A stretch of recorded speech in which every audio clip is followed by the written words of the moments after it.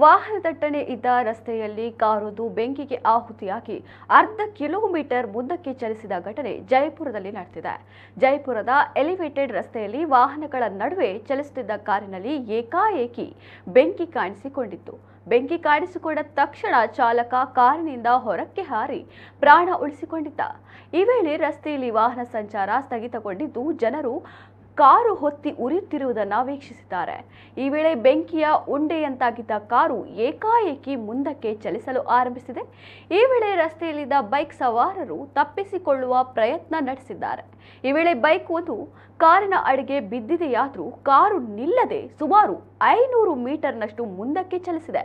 ಬಳಿಕ ಪೊಲೀಸರು ಹಾಗೂ ಅಗ್ನಿಶಾಮಕ ದಳದವರು ಸ್ಥಳಕ್ಕೆ ಆಗಮಿಸಿ ಕಾರಿನ ಬೆಂಕಿ ನಂದಿಸಿದ್ದಾರೆ.